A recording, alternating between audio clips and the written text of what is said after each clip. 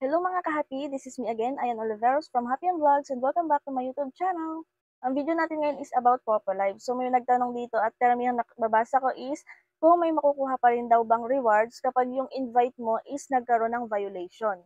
So mga B, dito kasi sa pag invite natin is may rules po si Popo Live. So click nyo lang yung invite and then dito nyo po makikita yung mga rules niya. Ayan, click nyo po yung may rules and then ayan mga B. So, kailangan yung invite nyo is nag-authenticate, okay? And then, kapag po nag-invite kayo, sendan nyo po ng link. Dito nyo rin yung makikita sa invite. I-copy nyo yung link and then isend nyo sa inyong kakilala na in-invite nyo or sa mga i-invite nyo. Basta yun na yun. And then, syempre, after po nilang mag-download ng application, is kailangan din po nilang mag-authenticate, mag-sign up and then mag-authenticate agad sa mismong araw na yon. Para makuha pa po nila yung new user task, which is 10,000 ping points po yung makiklaim nila in 1 hour. And then, 2 hours po silang magla-live. So, may 20k ping points po silang makiklaim sa isang araw. And then, doon sa nagtanong kung may makiklaim daw ba na rewards kung magkaroon ng violation si na-invite niya, is magkakaroon ka ng rewards kung pumasok po sa link nyo yung inyong invite. Makikita nyo naman po yun sa message sa inyong Popo application kung pumasok sa link nyo yung in-invite nyo. And then mga B, ang kagandahan kasi dito is kung kakilala mo yung in-invite mo, kahit 1k ping points per hour na lang yung nakiklaim niya, kung mapapakiusapan mo naman po na mag-live pa rin ng 2 hours a day, ay may makiklaim ka po talaga na rewards. So halimbawa sa loob ng 7 days, nag-live siya ng 3 hours. Halimbawa, Monday or first day niya is 2 hours and then second day is 2 hours again and di nakabot siya ng 4 hours. Kasi sa loob ng 3 hours in 7 days, meron kang 10k rewards na makukuha. 10k ping points po yan. Ikaw mismo na nag-invite sa kanya, makiklaim mo yan. And then kung makabuo naman siya ng 5 hours is another 10k ping points po yung makiklaim mo. So kung halimbawa sa dalawang araw is nag-live siya ng tig 2 hours, edi may 4 hours na siya. In the 3 days, pag nag-live ulit siya, makakumpleto niya yung 5 hours, may makiklaim ka na naman po. And then so on, kapag nakapag-live ulit siya ng 8 hours in 7 days, huwag kayo mag-alala kasi mag-a-add lang naman po ng mag-a-add yung kanyang naging solo live sa loob ng 7 days.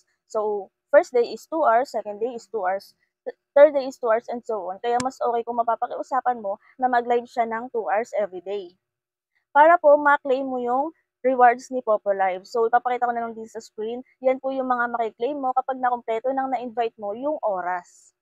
So, magkaroon man na siya ng violation, ang mangyayari lang kasi dyan is, depende po yan. Minsan kapag may violation si new user is, tinatanggal niya po yung 10k ping points. Ginagawa na niyang pang ordinary host, which is 1k ping points na lang po yung nakiklaim. Kaya kung ma-invite po tayo, paalalahanan natin na mag-ingat po or ingatan yung pagsusolo live. Kasi po si Popo Live is mahigpit lalo na sa mga new user lang. Sabihan nyo na lang na sa una lang naman yan, sa mga susunod na araw kapag ordinary host na sila, ay pwede na nilang gawin kung ano mga gusto nila. Maliban na lang sa mga bawal. So, sabihin nyo na lang din yung mga bawal, like bawal yung bata sa harap ng camera, bawal yung mga matatalim na bagay, bawal yung may naninigarilyo or nagiinom. Lalong-lalo na yung bawal iiwanan ng sobrang tagal ang inyong solo live. So, ayun lang Bino, makakakuha ka pa rin ng rewards kung mapapakiusapan mo yung invite mo na mag-live ng 2 hours a day sa loob ng 7 days. And then kahit paano, sandan-sandan mo na lang din siya ng gifts. Kasi mababawi mo rin naman yan. Kung sakaling kumpleto niya yung 2 hours a day in 7 days, nang walang palya, ang makiklaim mo na ping points ay 60,000 ping points po. Yun ay kung magagawa niya po yung task na 2 hours magso-solo live in 7 days. So, ayun yung kagandahan kapag may invite ka dito at lalo na kapag pumasok sa link mo. Kapag link mo yung ginamit nila para mag-download ng Popo Live application. So, gagana lang ito kapag yung inyong na-invite is first-time user at hindi pa nakakapag-download ng Popo Live ng mga nakaraang araw, mga nakaraang buwan. Kasi kapag may Popo Live na sila dati and then nag-download lang ulit ngayon, minsan hindi na gumagana yung new user task. 1k ping points na po agad. Maliban na lang kung hindi pa sila authenticated dati or hindi pa sila nakapag-sign up at kung bagong cellphone yung gagamitin nila ngayon. As in first time nilang magsa-sign up sa Popo Live. So yun lang no mga bib, maganda kapag yung invite nyo is napapakiusapan or kakilala nyo yung na-invite nyo. So sendan nyo na lang din ng gifts kapag halimbawa ay pumayag sila, di ba? 60,000 ping points naman yung makiklaim mo kapag nagawa nyo yung task na yon.